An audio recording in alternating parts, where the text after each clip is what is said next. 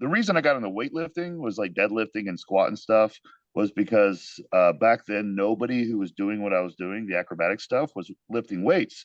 And I was smart enough to go, hey, every professional athlete in every sport lifts weights to get stronger, to make them better at what they do. So I was like, I'm going to do that for the acrobatic stuff. So then I started doing that and I got addicted to it. I was just going to ask you that. My ex-training partner was a powerlifter. So, and then I follow Atco and everything. So I know the three lifts. What's your best? My best squat 680, bench is 440, and deadlift is 675. Those are my best.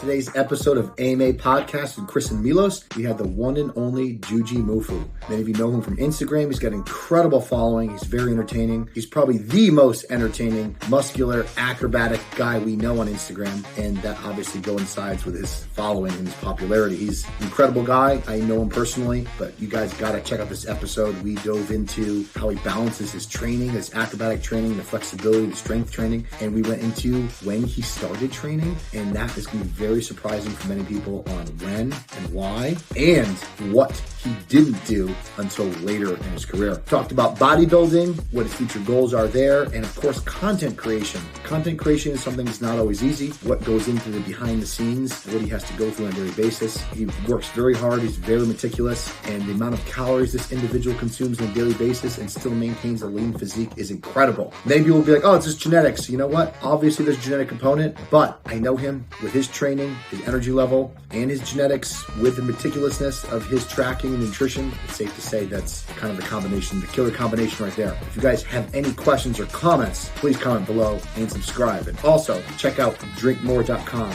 Water enhancer with a mineral component, helps stay hydrated, and of course tastes great to incentivize that overall hydration in a day. And check out Sanapani Circles on Telegram. We're all on there having fun. Check it out. It's very entertaining. I'll see you guys next time. All right, we're back. AMA Podcast with Chris and Milos, and we have an awesome guest today. Probably the largest acrobatic, funny guy, creativity guy, business guy, all in one. Jujimufu, what's up? Hey, thanks for having me, Chris. It's good to jump in the conversation with you two guys. I don't know if you remember one time we were passing by each other at either Arnold Classic or Olympia, and I grabbed you because, I was a fan, just watching all these videos that you're doing, and I introduced, I'm not even sure if you knew that was me. I remember when you grabbed me and I was shocked. I was like, holy crap, Milos knows who I am. I was flattered. No, man, me and Antoine used to look at your forums and stuff back in the day, your Milos Sarcev forums back in the early 2000s. That time? Oh, my God. Yeah. Chris, did you ever even realize I had a forum back in the day? It was Enter the Mind, and I had over like 50,000 photos I remember published there. But it's an honor to know that you follow that, Juji. But seriously, when I started watching you, somebody pointed out to me, like, look at this guy. I mean, where do you get that athleticism and strength? I mean, what you do is freaky. And maintain it. Yeah. Well, the maintenance is just a measure of the fact that I like it. That's You're gonna hold on to something if you like it, but I've been doing it for a while. I got into acrobatics and stuff when I was like 15 or 16, and then I got into weightlifting shortly after that. The reason I got into weightlifting was like deadlifting and squat and stuff was because back then nobody who was doing what I was doing, the acrobatic stuff, was lifting weights.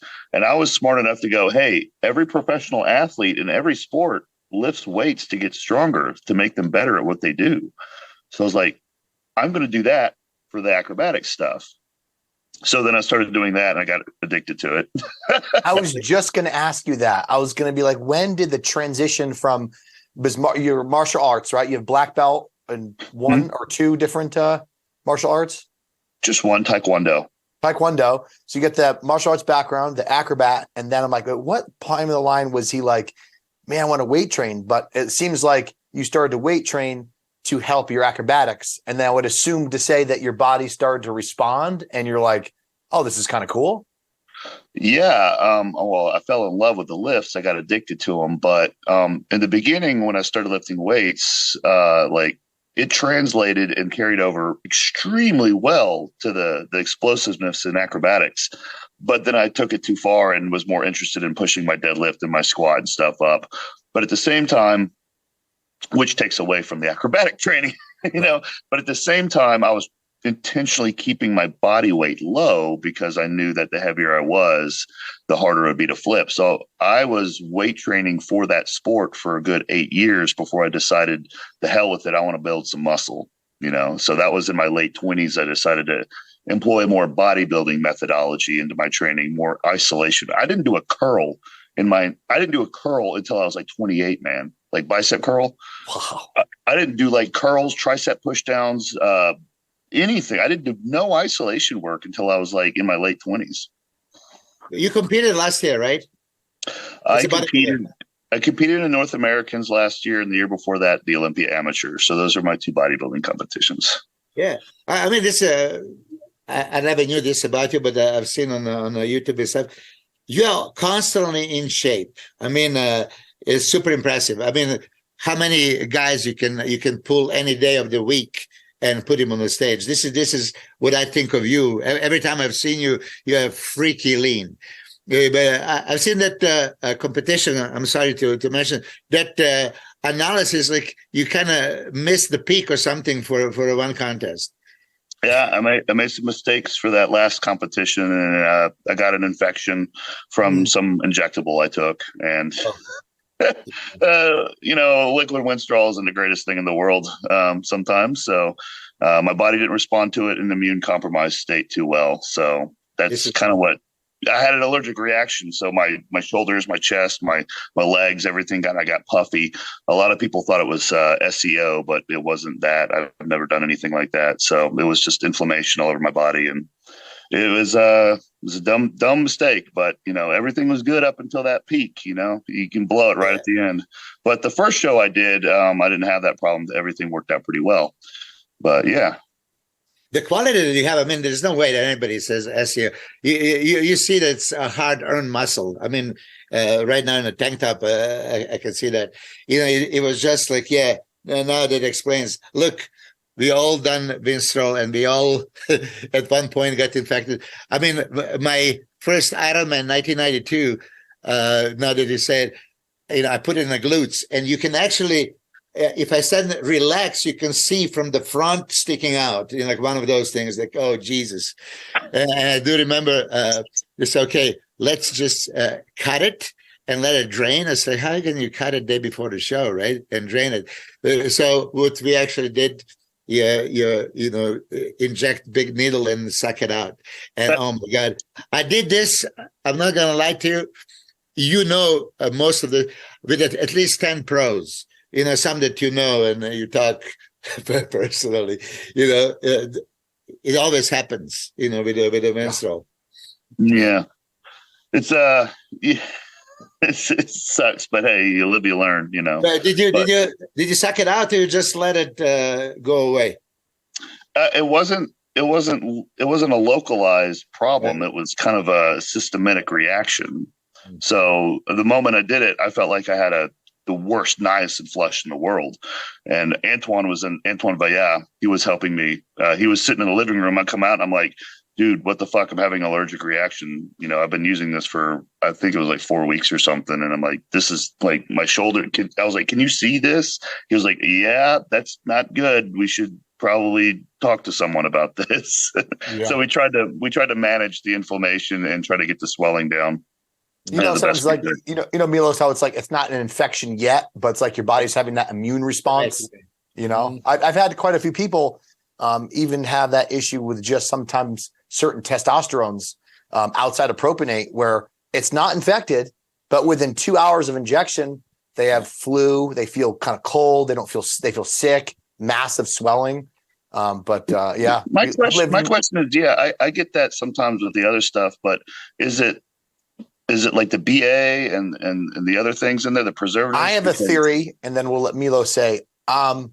So I had one client that it seemed like everything that he used was a problem until Iran makes these testosterone amps that are solventless, and it's just straight testosterone and ethate, nothing else in it. No benzyl alcohol, nothing.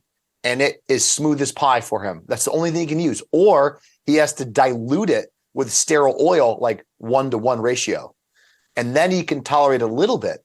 But with other people, my theory is some sort of either the preservatives in it, solvent, alpha alcohol. I don't know, because it seems to vary with so many people, because they get that traditional test flu, the test flu, where like you do the injection on Monday, Tuesday you feel like crap, you're getting swollen injection sites, Thursday comes around, you start to feel a little better, and then it goes down again until the next shot, and then it repeats over again.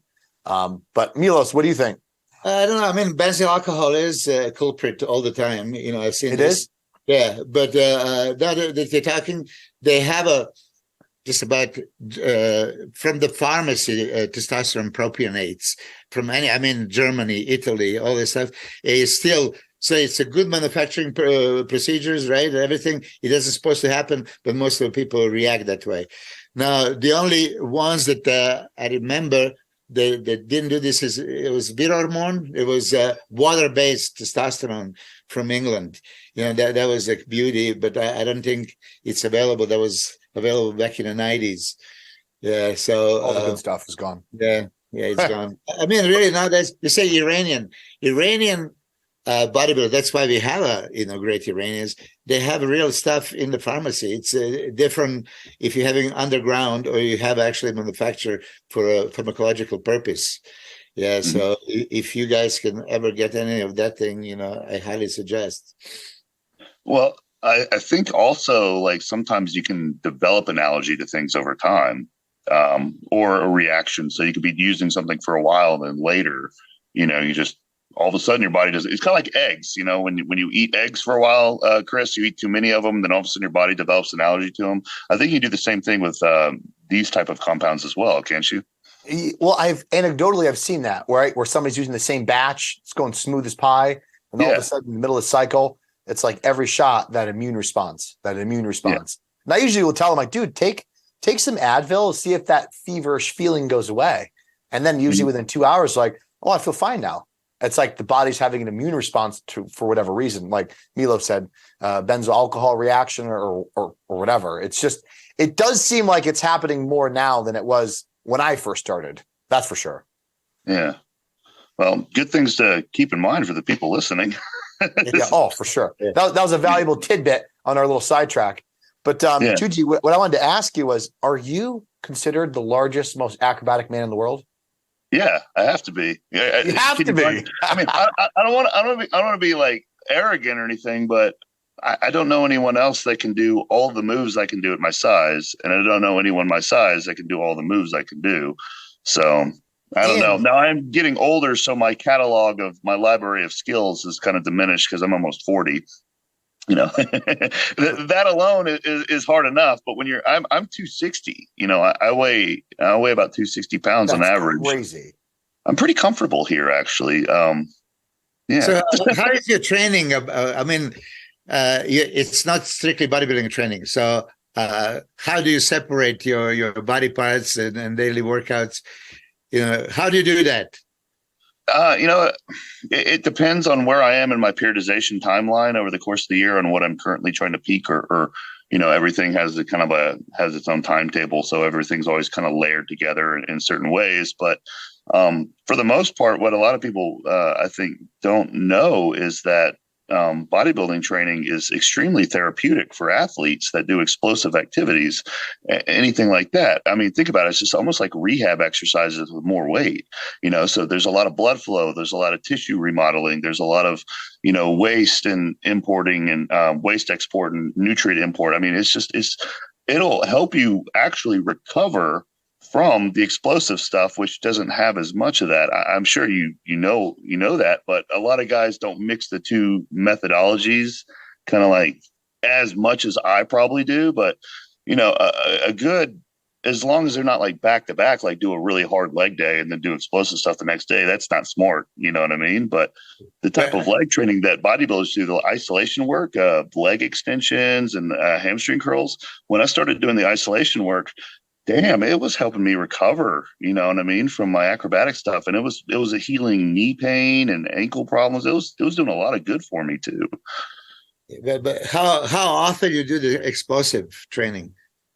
Not as often right now, but when I'm trying to peak for something that specifically requires that now, currently, maybe once every 4 or 5 days. It's about all my body can handle at the size and age. But, back when I was doing that more and that was more of a priority, it was always kind of like averaged out to about 3 days a week, you know.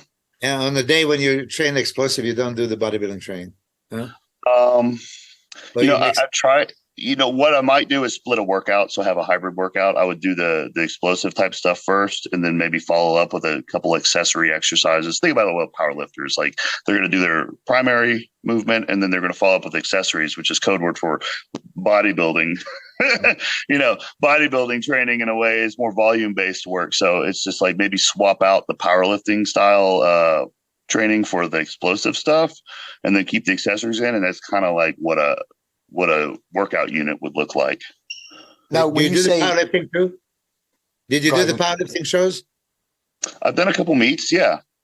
Okay, and I'm curious, what are your best lifts? Because I had my ex training partner was a powerlifter, so and then I follow Ed Cohen and everything. So I know the 3 lifts. What's your best? My best squat 680, bench is 440. And deadlift is 675. Those are my best. Juji, when you said that's all your body can handle, do you mean that in a standpoint of recovery or injury? Because, sometimes like both. I understand both. Yeah, they go hand in hand. I mean, the biggest reason you're going to get injured, in my opinion, is bad programming. And bad programming is largely a function of amount. Right. Yeah. So it's like, it's not necessarily you're getting your CNS tax, but that explosiveness in your body. And then you compound that and you keep going. And eventually you just feel more stiff, more brittle. Yeah. Yeah. I mean, the thing is that a lot of times when you're doing the explosive type work, especially that type of work, you need to be a little bit more receptive to the feedback your body is giving you. So you can end up aborting more workouts than you would a normal type of bodybuilding isolation style training. So you might warm up, which is actually extremely good for recovery and, injury prevention, stuff like that. But then, after you warm up, if you're just like not feeling it, you got to listen like something's wrong. I might need to like tap out here and move on to the accessories now and the volume work. Or just kind of hang it up and come back later. You know what I mean? So, but I would say with the isolation style bodybuilding methodology type training, the volume work, generally just kind of push through it. It's like you're supposed to feel that way a lot. So you're supposed to feel like that. The only way I can relate to you in that is with boxing, right? It's like you have pad work, you have speed work, footwork, heavy bag. I can't hit the heavy bag every day. Like my shoulders, my elbows, everything starts to pay tax. But it's like, if it's like heavy bag on Tuesday and Thursday, your speed work, and that way you can cycle through those moves and skill points, but still recover from each one. Oh yeah. Yeah. You could definitely split it up that way too. So you could do more of the, there's a lower level type of tier moves, things that don't require as much landing or eccentric force on, or even a setup. Like going into a move, like that is basically a landing in a way. If you're kind of reducing the amount of that type of impact and you're more working with like, let's say flexibility, amplitude, things like that, you're still kind of practicing the skill work and there's still some explosiveness, but there's not as much takeoff and landing setup and stuff, which is kind of primarily what kind of fucks your body up and kind of takes it out of you and fatigues you. Kind of like the heavy bag work for you. You know what I mean? Right. Like that type of impact. There's a certain amount there that's that you kind of need to respect a little bit more, Especially you still do the taekwondo training. Yeah. That's my background. But you still do it. So how do you incorporate this into explosive and bodybuilding? How often do you train taekwondo? I don't train the art of it, but I will do all of the stretches and stuff. I mean, I still do the side splits, front splits, kicks and stuff. I don't have to train the flexibility as much, Milos, because I've been doing it so long and I'm so good at it that to maintain it where I'm at now is so fucking easy. Yeah, but I tell you, because I used to do the splits in my posing routine back in 91, 92, before Flex Wheeler, right? So I was like, in my routine, because it was not common, right? But then I didn't practice it for a while, and like by the time I turned 40, somebody asked, "Oh, yeah, you can do it." Yeah, I can do it anytime, and I couldn't go all the way. You know what? I bet you could, with just a couple practice sessions, a couple stretching sessions, you could have done the full splits again. They come back quick. Flexibility, people don't realize how easy it is. It's just everyone does it wrong. Actually, now you inspired me. Maybe I'm going to start. I have a, deal with Jay Cutler wants to be fit to 50. So he's training for his 50th birthday. I'm training now for my 60th next January. So among other things, I'm going to do the splits and I'm going to take a picture and send it to you. Do it. Yeah. Yes. You could definitely do it. I bet you'll get it a lot faster than you think you'll take. I didn't think about it, but now that's a new goal. All right. But I couldn't do the side splits. I couldn't. You could do the side splits?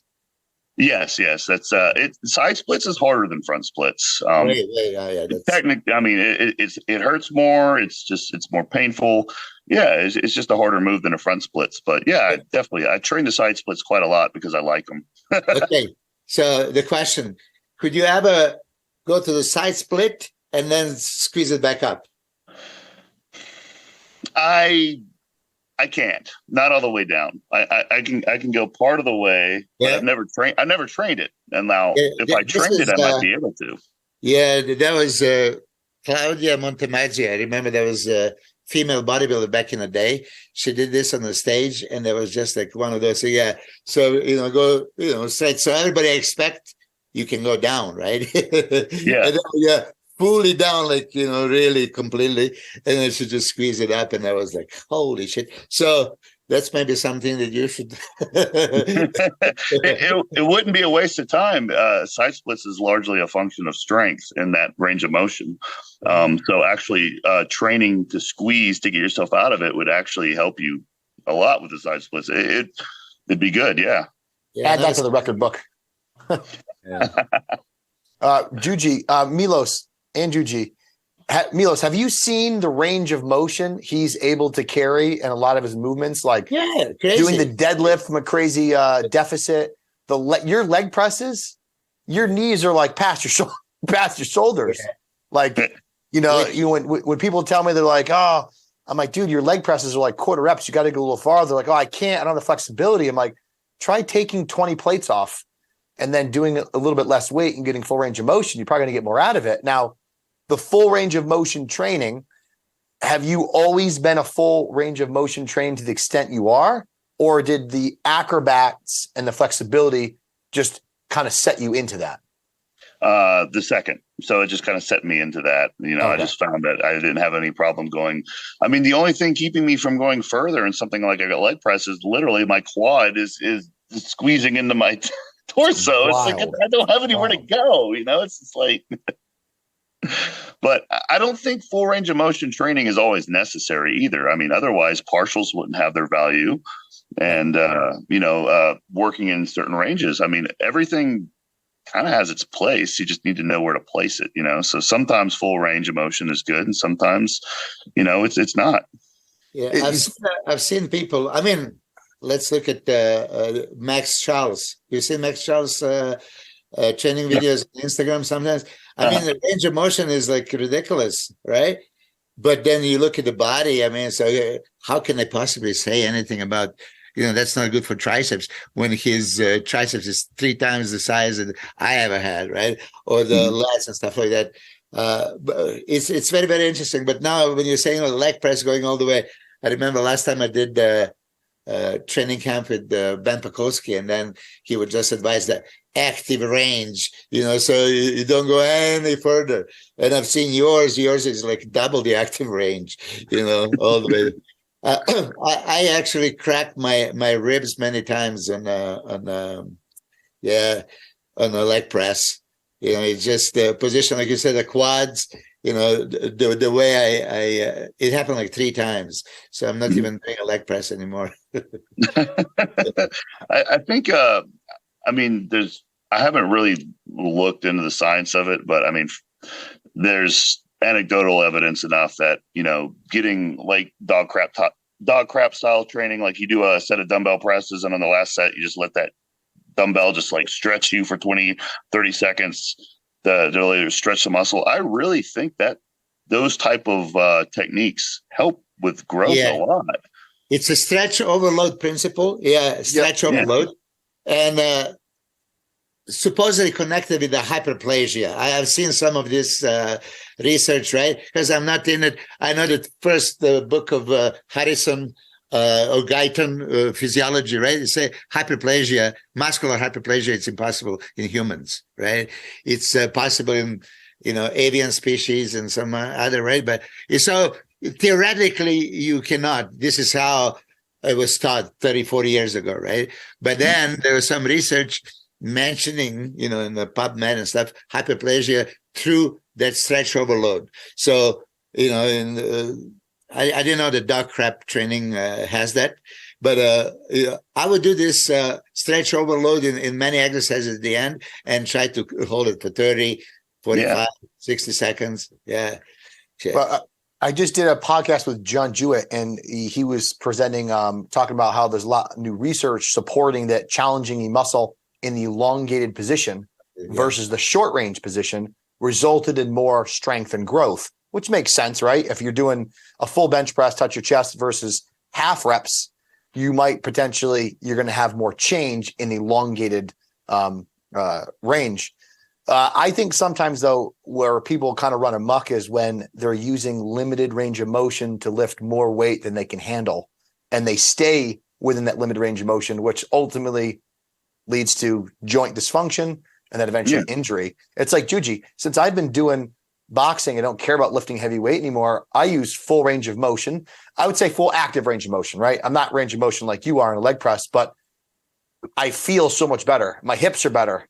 It's like everything, my knees feel better. My shoulders, my elbows feel better. Everything feels a little better, probably because I'm using submaximal loads in comparison to limited range of motion, but my overall functionality is better. And I feel like, oh my God, my muscles are almost coming back a little bit now, which I don't really intend them to, but they are. Yeah. Well, I mean, in short term, I mean, a lot of bodybuilders will heavily prize the pump. The pump is a large measure of, hey, are these things going right? And I'm sorry, but like full range of motion for a lot of movements, you get a better pump. When I do skull crushers with an easy crowbar with a little lighter weight, and just really let that pull me back like really hard on that long head there, that's the only thing that'll really blow up my triceps a lot. I 100% agree. 100% agree. I've seen Lee Priest, right? Lee Priest, if you can imagine. I don't know. He was maybe 18 years old or whatever. Backstage, I was in 89. So whatever that year was, how old is he? I mean, fucking kid, right? And he was doing the triceps, skull crushes and then push downs. And I swear to God, that fucking triceps was, bigger than my head. But then later I've seen like, he would never like lock out, so he would never do that completely shortened. He would go to, we should ask him next time, seriously. Because when you look at somebody's body part and you're just freaking out, but then you see, for me, I would always lock everything for triceps, right? Mm-hmm.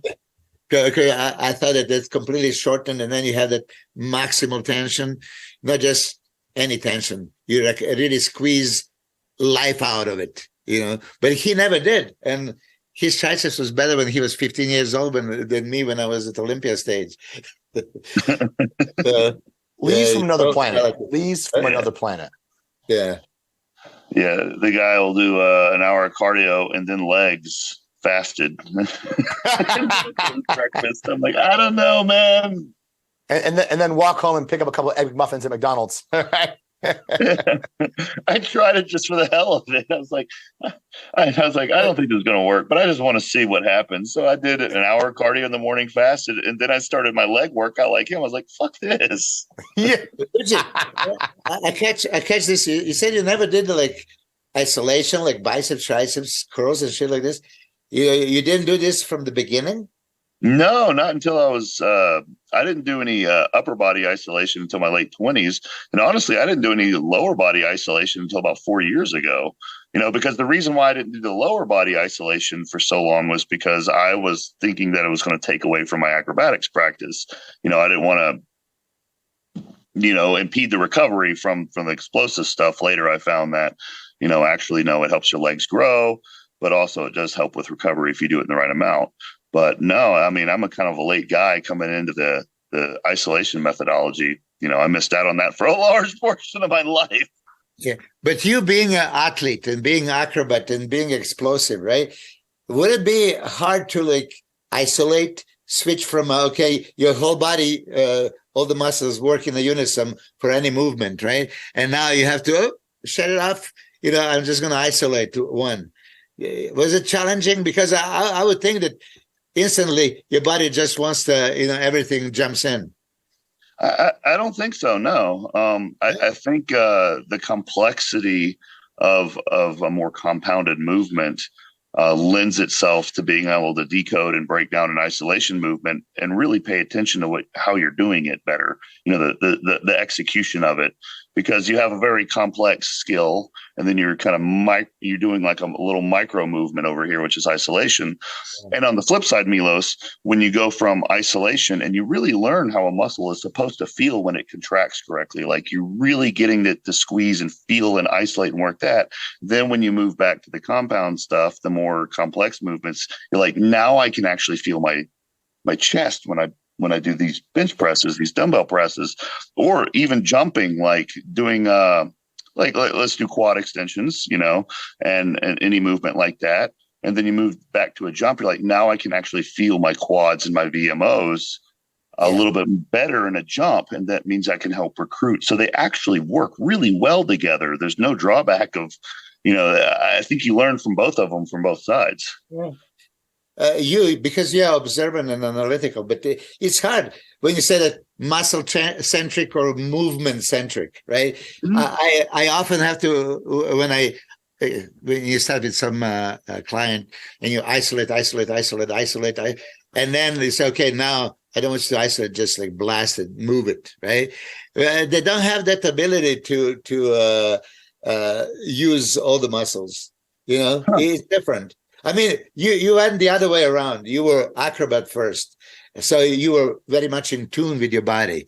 I mean, to make these kind of moves in such a challenging fucking acrobatics, I'm sure you control every muscle fiber everywhere. You can.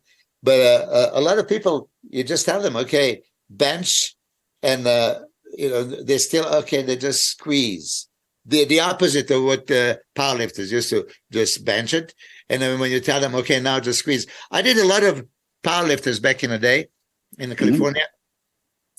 They can shoulder press like 3 times as much weight as I did. But if I would slow the eccentric, slow concentric, and I have them just squeeze, I could usually do more weight than them, right? Because they didn't have that mind muscle connection. Okay, I just contract, right? They would just blast it. And the whole body would work. But when you shut them off and they just change the tempo on a powerlifter, they couldn't perform. Yeah. No, yeah. I can see that for sure. That's definitely the way it probably works for most people, that if you were to do that with, yeah. Yeah. So now, for example, I mean, are you going to compete in the bodybuilding this year, or you're not going to pursue your pro career? Are you trying to turn pro? I'm sorry, what'd you ask me? Are you trying to turn pro as a bodybuilder? I started, the reason I wanted to do competitions to begin with wasn't just to get a pro card. It was, I mean, of course it'd be nice, but that wasn't the goal. It was just to experience it and see what it was like to do what a bodybuilder does. So the whole reason I started competing back in 2021 was my first competition. I know it's only a couple of them. I got shredded for fun in 2020. I did my own diet. I did everything. And I was just posting some clips on Instagram or something. And Antoine and a bunch of other people and all my friends were just like, what are you preparing for? What are you doing? What the fuck? You're a week out. Like, are you going to sneak into a show? I'm like, no, I just did that for fun. This is easy. They're like, what the fuck? Step on stage. We need to find you a competition immediately, because I was basically 1 week out from show and condition just for fun. And then I was like, okay, I'll prep for the Arnold in 2021. And then it got canceled. I think it did get canceled or something. So I had to move to Olympia, so now I had a year.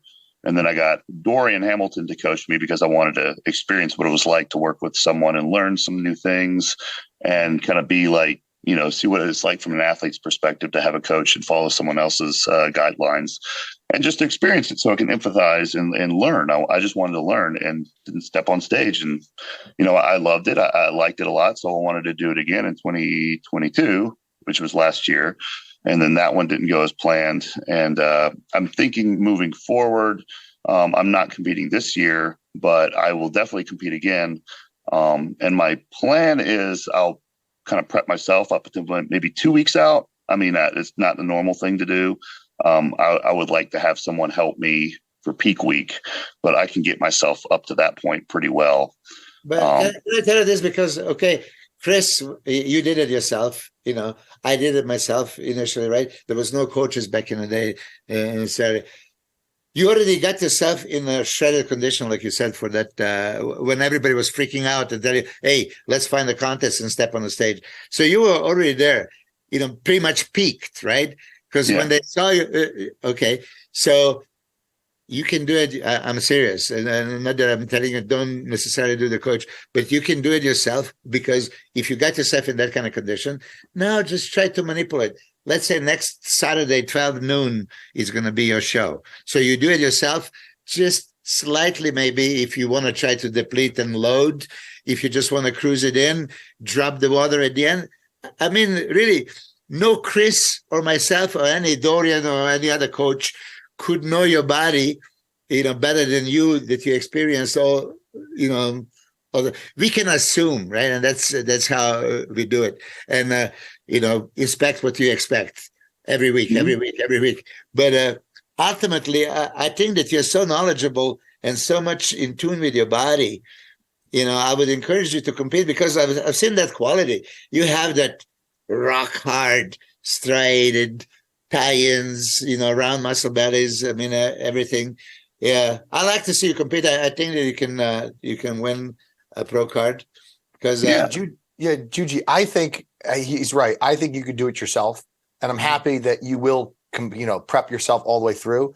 The only suggestion is similar to kind of what Milos says, is like, you can assess and kind of run a mock. I like be ready at 3 weeks out, right? And then 3 weeks out, give yourself a little wiggle room to experiment on yourself.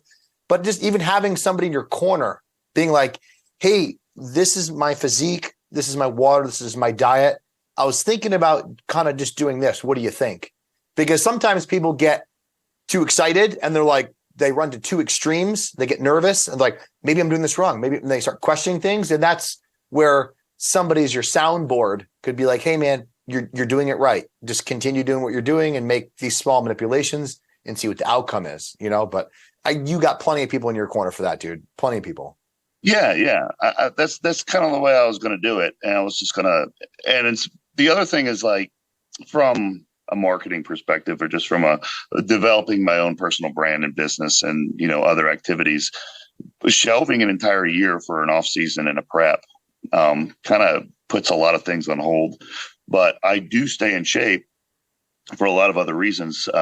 Also, just because I like it. I count all my calories. I weigh all my food. I challenge myself by not using sauces and things like that. I mean, Chris, we both eat clean. We just like to do it. I stay lean. I weigh myself all the time. I'm always checking all the different vitals and stuff. I live it day by day, every day. I always have. So it's just kind of like, I'm never going to get to a point where I'm like so out of shape where I have to do, like 16 or 12 weeks out. It would be more like, there's a show coming up in a month. Okay, what kind of I think I'm going to do it. What kind of manipulations can I do now to kind of get ready and peak for that? You know what I mean? So I think it's also a lot lower stress for me as well, instead of like having that huge contest, building it up into something so big. Because like I said, in 2020, I thought I looked really good and I was just doing it for fun. And everyone was like, what are you doing? Like, go compete. I'm like, I don't know, just maybe, I can get myself into that position again and then just kind of like coast into a show, You see, so at any given moment, you could have stepped on the stage. Yeah. And now you mentioned something I heard off season. I would tell you never to have an off season. Why would you have? You are a natural born athlete. You are always active. You're eating healthy. Why would you have that? Mental. Oh, now I need to put weight. I have here. So I don't know if you've seen. Those are my journals, right? Back in the day, I did all this like every single day. I had it from 87 all the way to 2003. I would handwritten. I was always in shape. I did some shows on a 2-week notice.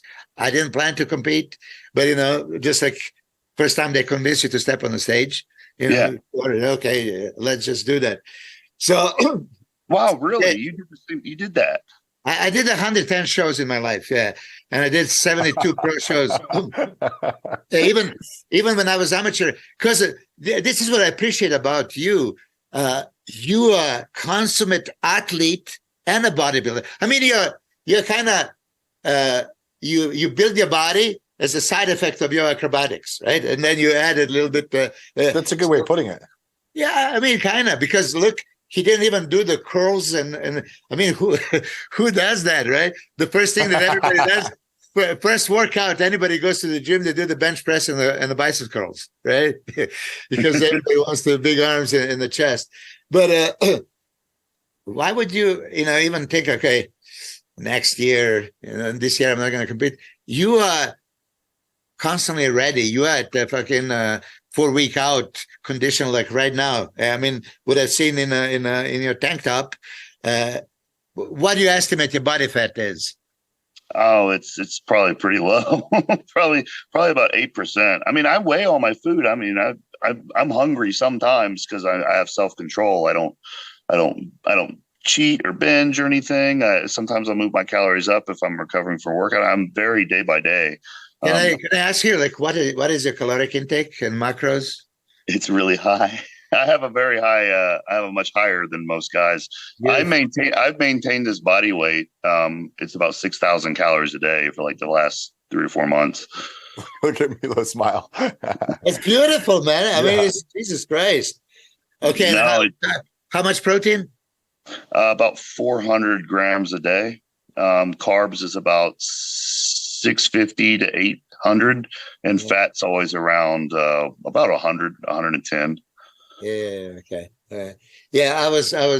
This is that debate. In any of these days, I can open. It was minimum 450 protein up to 550. I mean, for 15 years straight. Because I was just going super high. I don't know if you heard the story when Sarcev came, back in like 94 in San Diego, and I had a similar. This is 96, 97. On my kitchen table, and he came in and said, "Oh, what's this?" And then Nasser started flipping through and said, "Oh, 500 grams of protein, you?" I say, "Yeah, what the hell? How much are you doing?" And he was like, 250. I said, "Fuck, man," and he was 94 Nasser, if you see the pictures, and 95 Nassers were two different animals. So 94 Olympia, if you look at the pictures of Nasser, it's, average guy. And 95, like 6 months later, Houston, the Night of the Champions, that was the biggest transformation ever, like, one of those mind-boggling. So you just have to explain him that, of course, protein is the only building nutrient, and you need to do it. So if I did 450 to 550, he had to do minimum 600. Oh, he had to. Yeah. And I had this with a few other athletes, right? So I said, Milos, okay, when you go to this extreme, why don't you go even higher? I said, like, man, it's impossible. I had a hard time eating this, of course. Oh, It's not like a cakewalk. You said you have a fast metabolism, right? Which is good. You can afford it. I had to force feed myself. But there is a couple of guys like Andy Bell. I don't know if you guys know him from Australia. He moved to Dubai. He experimented and he went to 3 grams of protein per kilo, and 4, and then 5, and then 6 grams per kilo, almost like 3 grams per pound. And so he was getting the greatest gains, even more. So, that's another thing. If you have a 400 grams of protein, right? What is that? Like 6 meals of 70? Yeah, it's about that much. Yeah, I have 6 meals a day. They're about 70-ish. Yeah, each of my carb meals is about 100 to 150 grams of carbs per meal.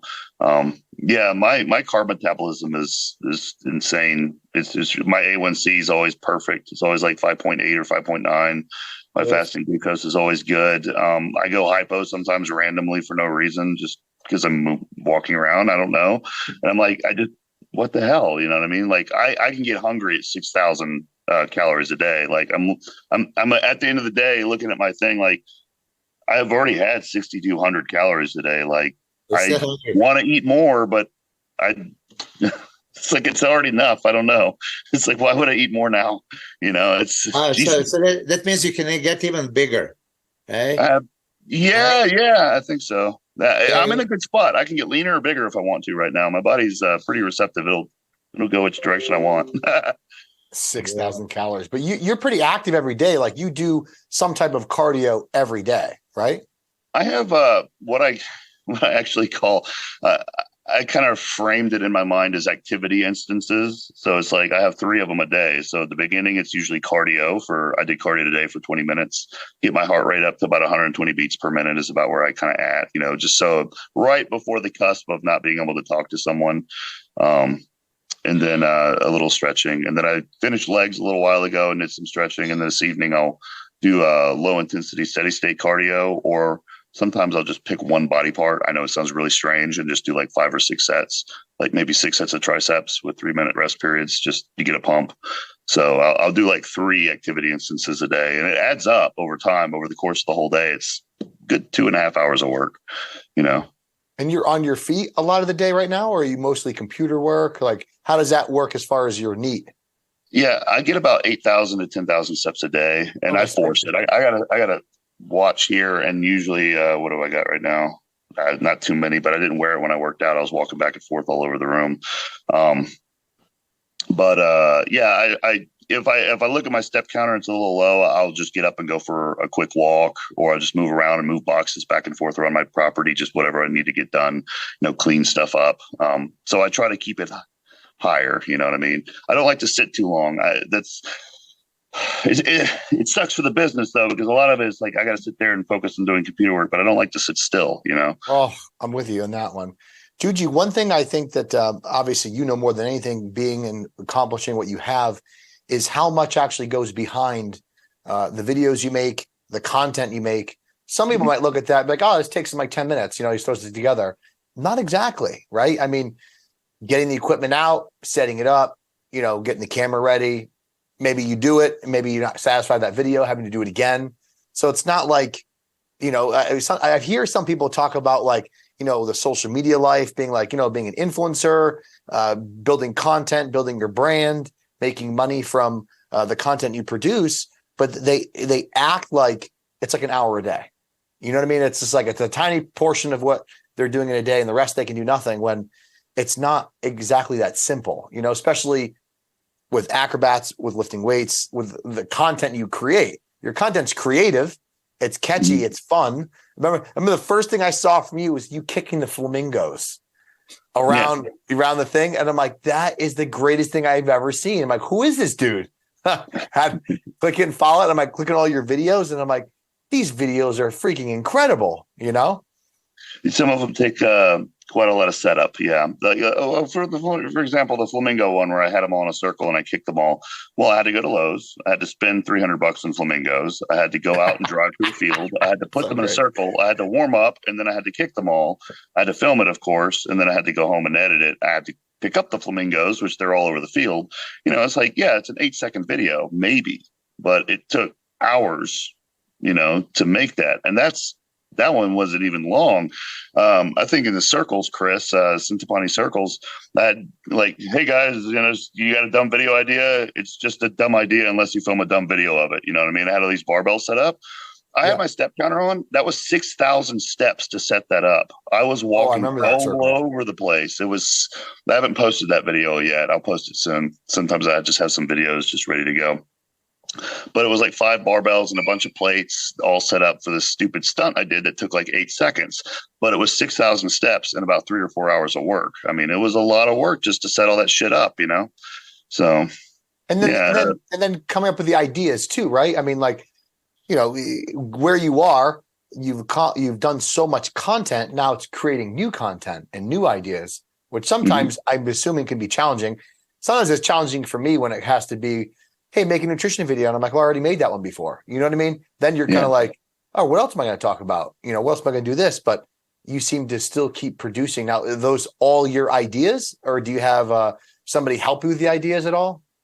Most of them are mine, but definitely some of them are other people's ideas. And I go, yes, and then we'll collaborate. You know what I mean? Like the guy that does my video editing, thankfully, we have very similar tastes, because there's nothing worse than working with someone that has different tastes than you. And it's always like, I don't know, that's kind of cringy. I don't like that idea. But, he'll come up with some ideas that are very good. I'm like, oh shit, yeah, let's do that one right now. And we'll do this too with it. And then it's, it's a nice collaborative effect. But as far as ideas go and things like that, I think it's not so much about like grinding them out of your brain or anything. It's more of the way you are. It's more of a way of being. So it's just kind of like, you just have to kind of be receptive and open to things kind of coming in and inspiration. And then you have to have the hygiene of being able to write them down as you have them. So the moment I have an idea, I always get it out of my head immediately, like any idea. And there's a lot of different ways you can quickly capture ideas, either a voice transcription device or just a Google Keep note or a Evernote or something. Just, you cannot leave ideas in your head or any insight you have. And then, the more of them you have and the more of them you get out of your head, the more room it leaves for other ones to come in. And then all of a sudden it's just like, you have this influx of ideas, and now you're like, holy shit. I think it was like a week ago, I was just laughing my ass off, just like by myself. And I was just like, I have too many ideas. Like, this is insane. Like, my head is exploding. I am just like a freaking receiver right now for ideas. It was awesome. I love hearing that aspect of it. I'm always so into what goes on behind the scenes in anything, right? You see somebody do something and you're like, I wonder what that really entails, like outside of what he's performing as far as practice. Where did he learn that? I just love hearing that. Even if I'm not interested in that sport or that skill somebody's doing, I'm always curious to me, and like, man, I wonder what it's like to have to go through all that. Where's the ideas come from? Where did they learn that? What direction are they heading? That's always so curious to me, because so many people just pay attention to the tip of the iceberg, right? The ending result. But like everything that's involved underneath that, to me, is fascinating. Dude, do you have a filter when you say, okay, this is now too dangerous? Oh yeah, absolutely. No. That's a great question. There's been a lot of stunts I've done or ideas I've had where I would get into it, and I usually warm up to it. It's very logical. A lot of people don't realize, like, you're going to start with less weight. If you're going to do like some weird trap bar exercise that involves like a large range of motion and on a dangly object, or some crazy stunt or something that's really ridiculous, you're going to start with something lighter and work your way up. And sometimes it's happened several times where like, this doesn't work. Like, it actually biomechanically can't happen. Like, so you have to ditch the idea. Other times it's like, you're moving up into it. You're like, okay, this is going really well, and nobody's ever lifted a weight this stupidly before, and they can't compare. Like, they're not going to look at it and go, yeah, that's not very much weight. It's just like, because no one knows how much it is. It's like, what is that? Like, how is he doing that? It doesn't make any sense. So it's a lot of fun, You have a daredevil personality. Are you going for it, or you're reserved? You don't look reserved. More reserved. I'm more reserved, experimental, but yeah. but going back to what Chris said, that's one of the reasons why I do have a lot of respect for bodybuilders. I like to see what goes on behind the scenes of, I've gotten to work with pro strongmen, pro arm wrestlers, pro rock climbers, pro everything, in strength athletics, pro CrossFitters. I don't know, just pro everything. And it is really fascinating to see what they have to go through behind the scenes and to learn all the nuances. And then just think about how that relates to everything that I do and how other athletes do it, to see how the cultures are different. They're so distinct. It's really interesting. Powerlifting culture and the way they are, it's like they sit like that they sit like that for a reason. There's a reason why they sit that way. There's a reason why bodybuilders walk this way. There's a reason, because their legs are chafing, because they're too big. And you know what I mean? There's a reason why all these little things you start to pick out and notice and realize and experience for yourself are like, now I feel like I can empathize with them more. And it just makes me feel good. Like I feel more connected to people. But going through the full on bodybuilding process as a bodybuilder was awesome, because then I realized how misunderstood they are, how people just assume and judge them for certain things. I'm like, you have no idea what they have to go through sometimes. And you know what I mean? Like professionals, you know what I mean, Milos? Yeah, absolutely. I mean, I've been in bodybuilding forever, and I had this stigma going around, and people assuming, starting from a family, all the friends, my whole country, right? But, yeah. One thing that, because I don't know you, I just seen some of the videos. Now that I'm talking to you, I can sense this crazy energy and enthusiasm about him, right? Chris, when you just talk, it's just like not normal. It's uncanny that, you're a bundle of energy. Yeah, I mean, I can imagine 6,000 calories a day and you're still hungry, but you're full. You said you didn't even think of the ideas, and just like the million ideas come to your head. So you have that mental clarity, and then you had that physical capacity, and maybe I would say a little bit daredevil personality, right? That's why I think we're going to be seeing hundreds of videos, and he's going to push the envelope every time. Yeah, Calculated risks. Calculated risks. Calculated.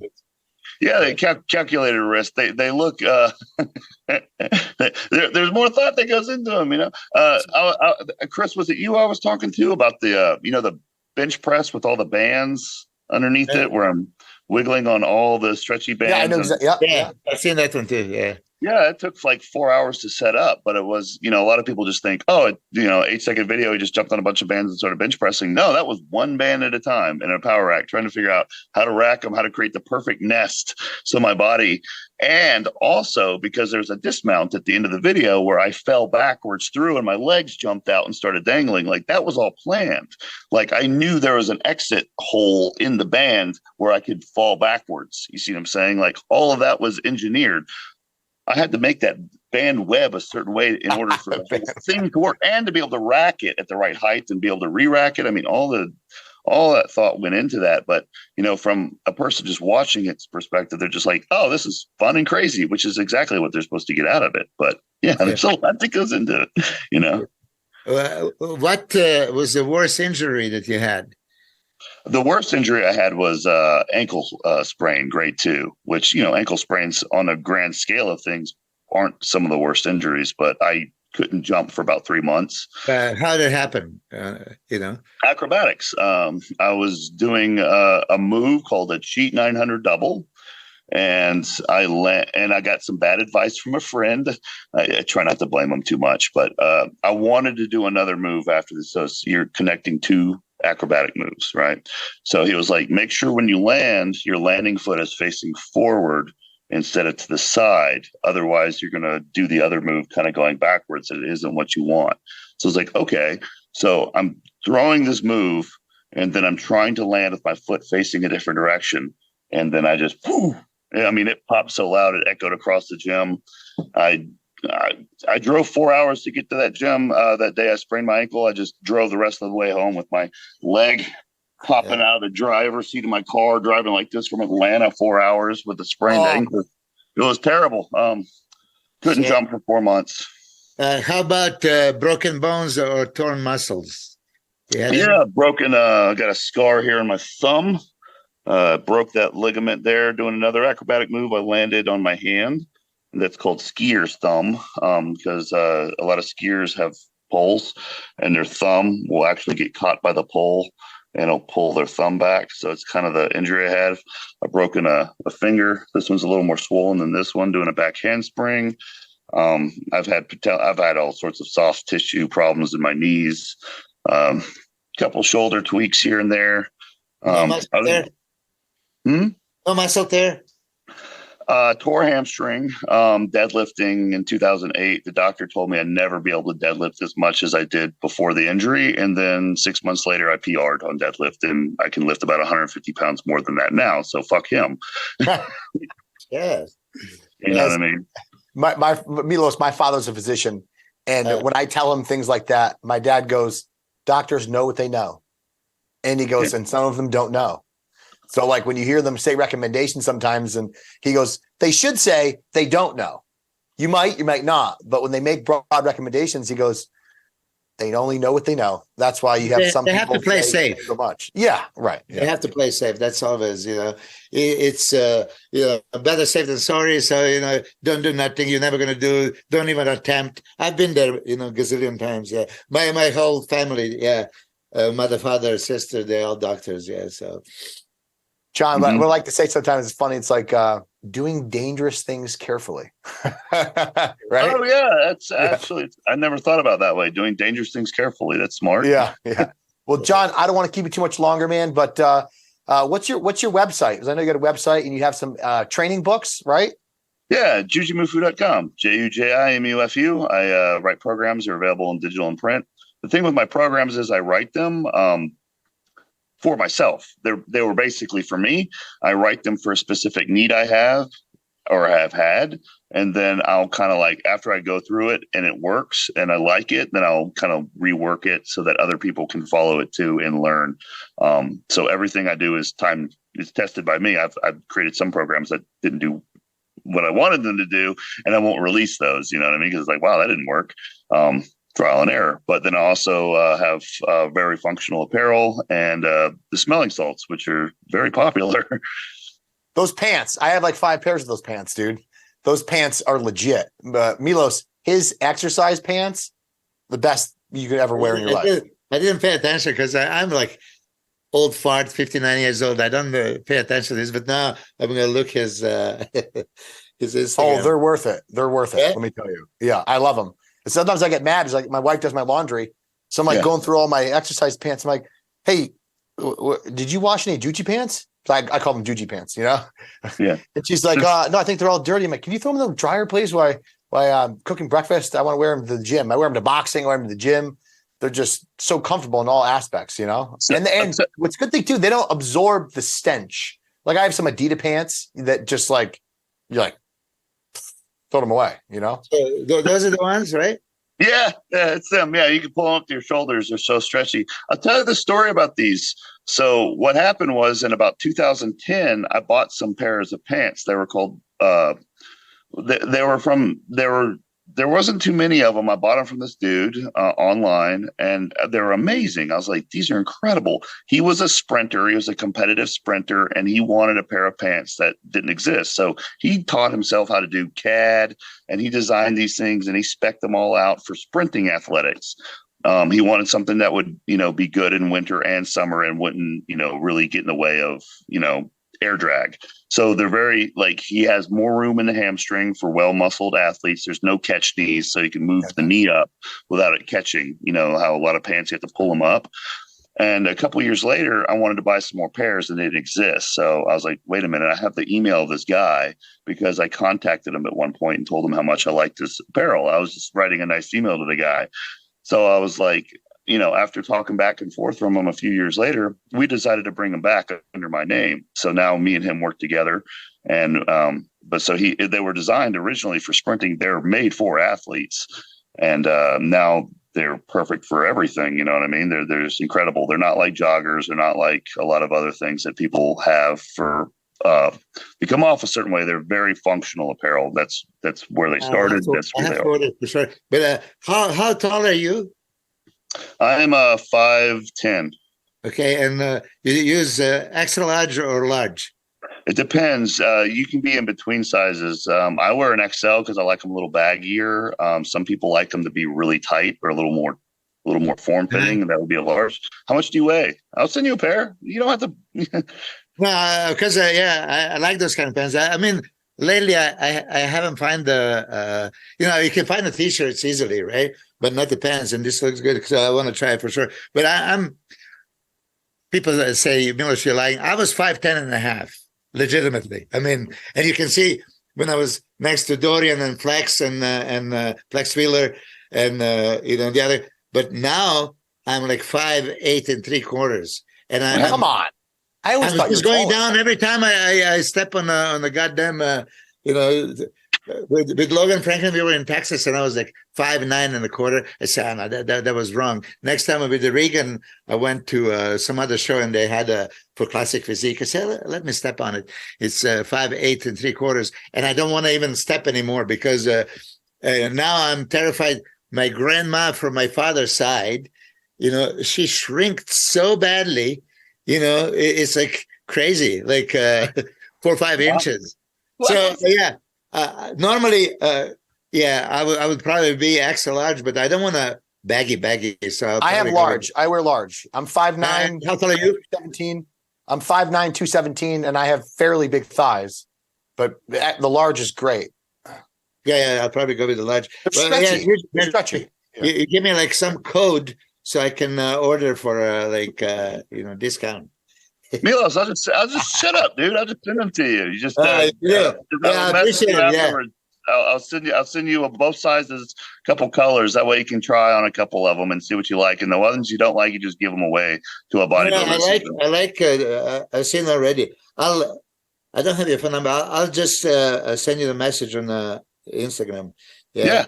I like those with the stripe and everything. And I'm a 60-year-old man. Basically, I just go with the black, and dark colors. I'm not flashy. Now, most of the colors we develop are just black or black with one stripe. We found out from selling them over the last 6 years that the lighter colors don't seem to perform as well. So I think you'll love them. But I'll send you a bunch of pairs. You just the ones that don't fit you just give them away. I'll wear it proudly. You'll see me wear it, I guarantee. That'd be great. Now that I've seen it, it looks comfortable, and So I lost my legs. I'm going to tell you this. Right now, I'm sore to the point I can't even stand up. My training partner is Hunter Campbell from UFC, right? And he just made a gym just for me and him. And every piece of equipment is state of the art. I used to have pretty good legs when I used to compete. And really, I was quite comfortable with my quad being so fucking down, medialis, lateralis, and I could squat 6.5 plates, regularly, in a squats, 6 reps. So I was strong and full, and I never thought I can lose my legs.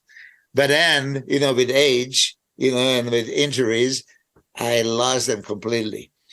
But now, for the first time, I start training, and I feel my quads first time in years. Before you go into the gym, you're still not there.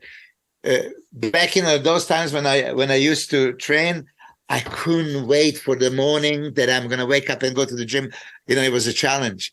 And, lately it's like, punishment. I don't want to go. And then especially when you go on some machine and it's killing your knees, and then you just do it for the sake of doing it, right? Okay. Mm-hmm. But you try to save your knee, and it's never stimulation.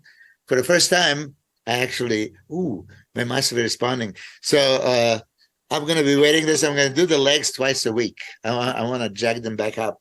So, but your upper body here in this advertisement, man. Yeah. Jesus, that looks. That was this past weekend. Really? Yeah, that was Sunday. What is today? Wednesday? Yeah, that was 3 days ago. Milos is like, you could be on stage in 3 days. Exactly. 6,000 calories a day. But this is how it is. He's got a lot of work. He's got a lot of lot to work with calories. Yeah, well, this is what I was also, because I know it'll be a short time, but I was telling you as you can coach yourself, prepare yourself, and peak yourself. We don't know. I didn't know my limits. You're a little conservative and say, I shouldn't be eating more, right? I should just stay here and there. But then as I competed in all these shows, I said, just fuck it. Let me see what happens if I double up my carbs. And then I just like, shit, I look way better. I was like, oh, so I was limiting myself because I overheard you. But at the end of the day, you even said like, oh shit, you're still hungry. It's not normal to be hungry on 6,000 calorie diet, but maybe, so you can expand. And this is the only way how you find out. So 99, I just wish I never stopped. In 99, I did every show there was, I didn't stop.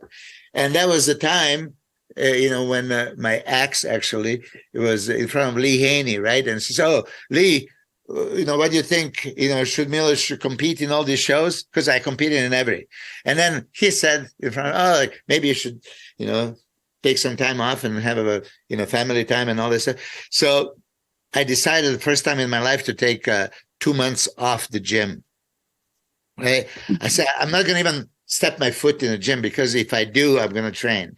So, because I competed all this time, I constantly, but I lost my motivation after this 2 months. It took me 4 months and 6 months. And, I never felt it, back. But in 99, I don't know if you follow Olympia, I was top 10. And then I went to the British and World Championship in Europe.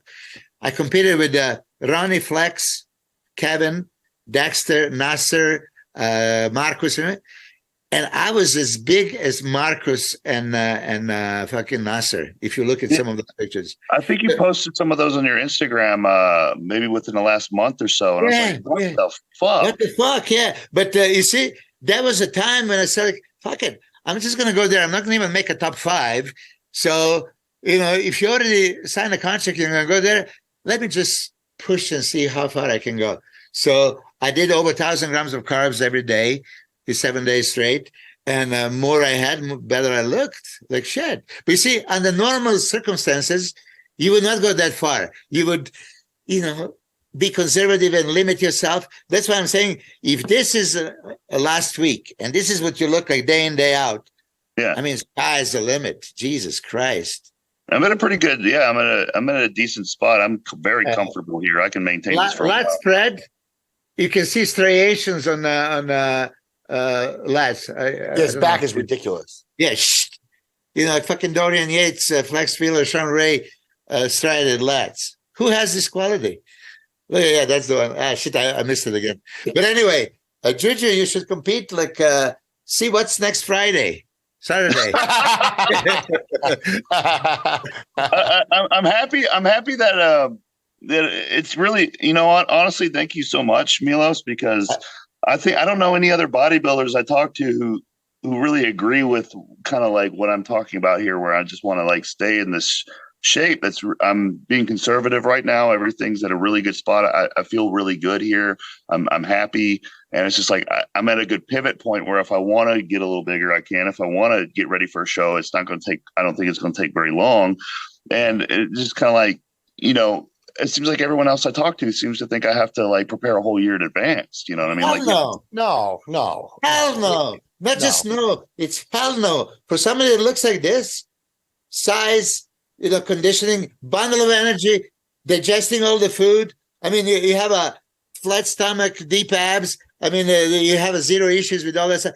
Eating 6,000 calories, 400 grams of protein, right? So I kid you not. I mean, you can do that Arnold Classic Amateur that you missed out on 2021. It's in 2 weeks, You see, I'm not even joking. Jesus. I'm not even joking. Yeah, the thing is too, John, like a lot of people say, like, oh, you shouldn't be that lean. Your ability to maintain a lean physique is what your genetics will allow you to do. Some people being that lean, they're just hungry all the time. They perform like shit. But if you're performing well and you feel reasonably well and you're counting that calories, then it's okay, you know? No, okay, yeah. No, I think part of the reason I don't have a problem staying lean is I've never really been, I don't do anything dumb in the off season, like go and binge on all this stuff. I just, right after the show, I'm right back, right after my past 2 shows, I go right back on my diet. I just increase the calories, a little bit, like what you told me, Chris, you said like, I want to maintain this reasonably. I don't want to like crash. Or, so I just kind of like increased the calories that got my body more acclimated to feeding itself again, intelligently post show last time. So, I don't know. I just, just watching that rear lat spread that he does in this fucking video. It's crazy conditioning. You see, I think that, you have the round muscle bellies.